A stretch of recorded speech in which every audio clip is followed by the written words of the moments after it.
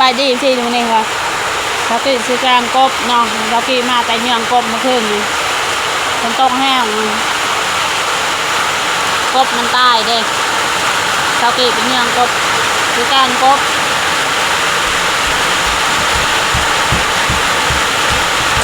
ตำแจวการกบคนกระตกแห้งอะไรบ่ได้เห็นอีหยังได้เห็นอีเรื่องคนซื้อการกบเผือกนี่ใช่ไหม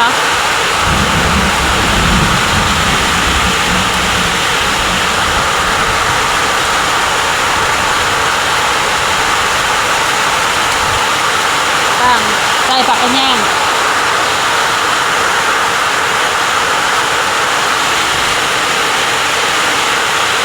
ด่างผักกระแยงเราย่อยใช่ไหม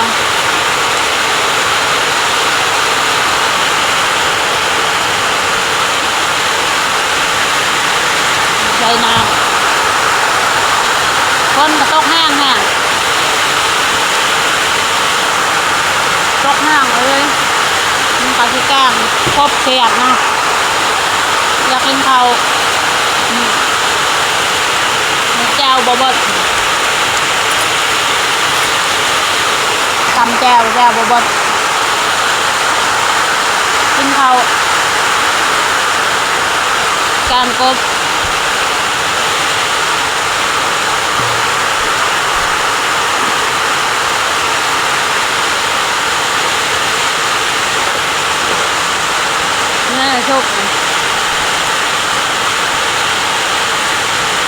ชุกแล้ว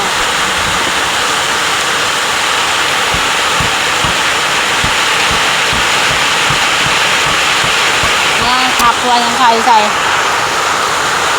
จนสดเลย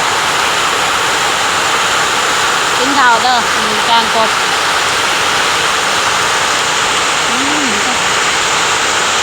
ชุกแล้ว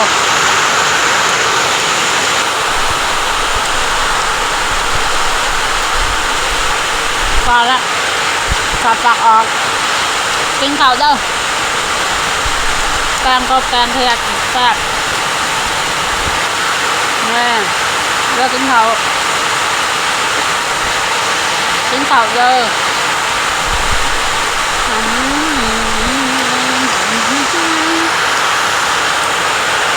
ความห่าง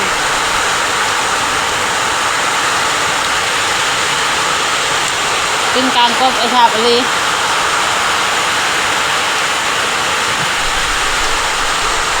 แซ่บมาเด้อทุกคนเด้อสบายดีมื้อนี้สกิก็มาทาครีมเนาะครีมปรุงเนาะครีมขาวขมิ้นช่วยบำรุงผิวให้ขาวไว้ยิ่งขึ้นแล้วก็จากหัวเสื้อผิวขาวใสคอมเมนต์เนาะขาวเลย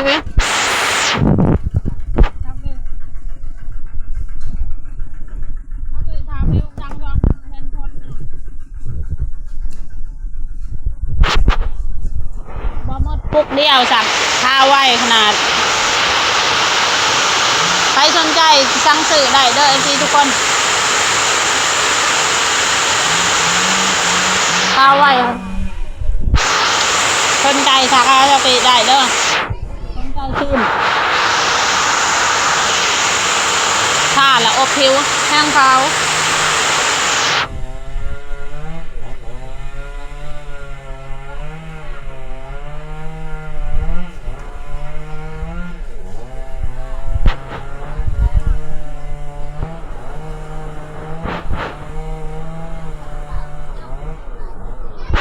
ข้าวไว้ทันใจ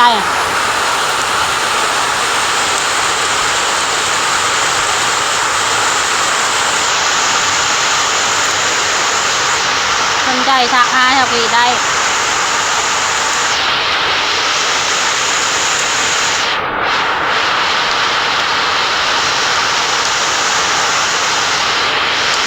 กินข้าวตอนนี้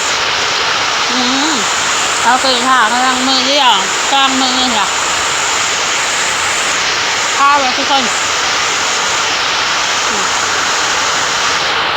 สนใจทักหาเซากี้เด้อ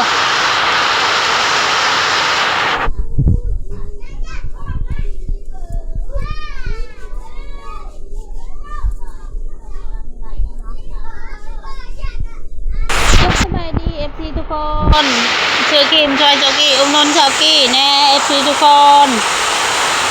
สนใจทักวันแอบแน่ให้ผิวดำผิวแหละค่าตัวนี้แล้วก็อบผิวขาวขนาดค่าเจ้ากี้มันก็ขาวเลยทุกคน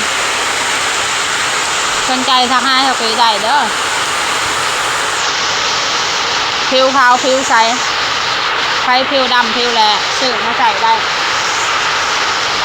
สนใจทักเจ้ากี้